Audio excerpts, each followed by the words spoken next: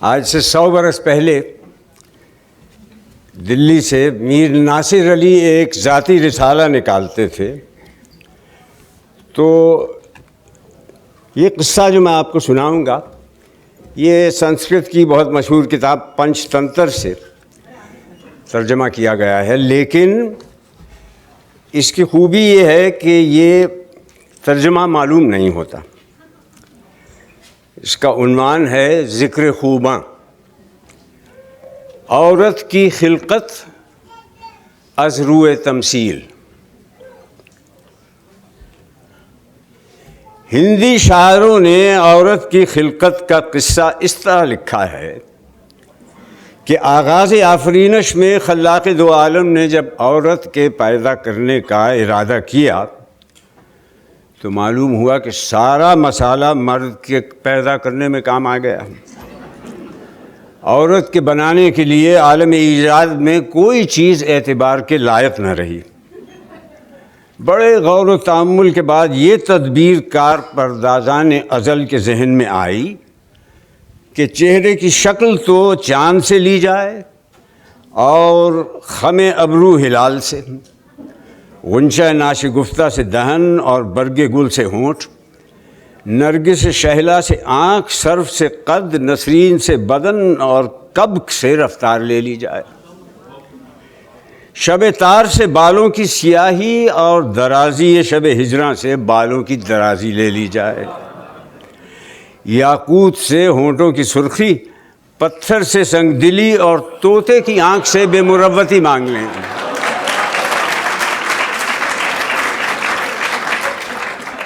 ماتھے کی چمک کندن سے اور دانتوں کی دمک موتیوں سے لے لیں.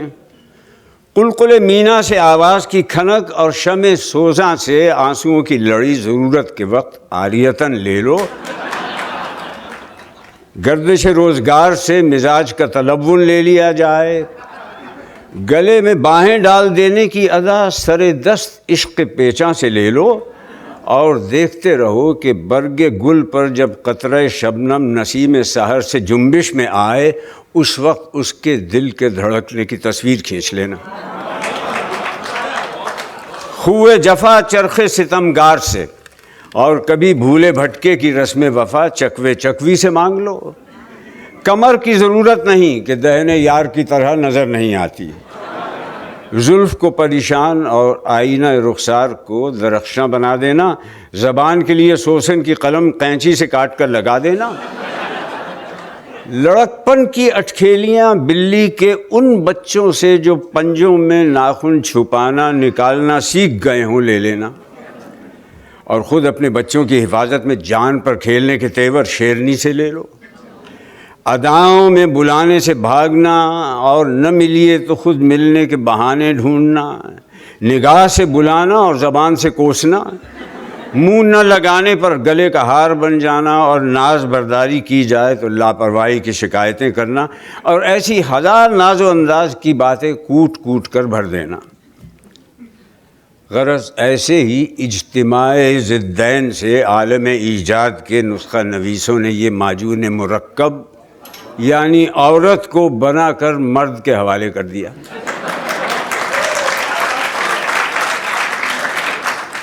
کہتے ہیں کہ اس واقعے کے چند روز کے بعد انسان نے خدا سے شکایت کی کہ یہ تحفہ جو مجھے عطا ہوا ہے میرے لیے بلائے جان ہے، اس کو واپس لے لیا جائے. اس نے میری زندگی اجیرن کر دی. اس کی زبان خدنگ نظر سے زیادہ تیز ہے. یہ بلا کی طرح پیچھے پڑی رہتی ہے، مجھے کسی طرف نگاہ اٹھا کر دیکھنے نہیں دیتی. اس کے مارے مجھ سے کوئی کام نہیں ہوتا، بے سبب خفا رہتی ہے. اس سے پیچھا چھڑانا مشکل ہو گیا، میری اس کی نہیں بنتی. حکم ہوا کہ اگر تمہاری اس کی نہیں بنتی تو تم اسے یہاں چھوڑ جاؤ. 2-4 دن ہی گزرے ہوں گے کہ حضرت انسان پھر خالق کے پاس حاضر ہوئے اور عرض کی کہ پروردگار، جب سے عورت چھٹی مجھے بڑی تکلیف ہے. رات دن اسی کا خیال رہتا ہے. گھر اجڑ گیا، زندگی کا لطف جاتا رہا. شب تار میں وہ چاند سا چہرہ رہ رہ کے یاد آتا ہے. پریشانیوں میں زلف پریشان کا خیال جو بندھ جاتا ہے تو پہرو نیند اچٹ جاتی ہے. ارشاد ہوا کہ عورت کو تم ہی خود چھوڑ گئے تھے نا، تمہارا جی چاہے پھر لے جاؤ۔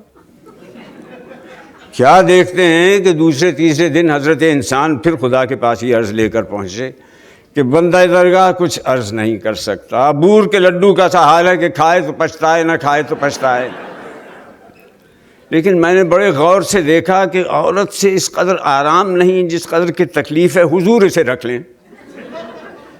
فرشتوں کو حکم ہوا کہ اس احمق کو نکال دو، اس سے کہہ دو کہ جس طرح مناسب جانے کرے۔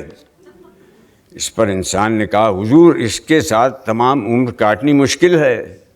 جواب ملا کہ اس کے بغیر بھی تمہیں جینا مشکل ہو گیا تھا۔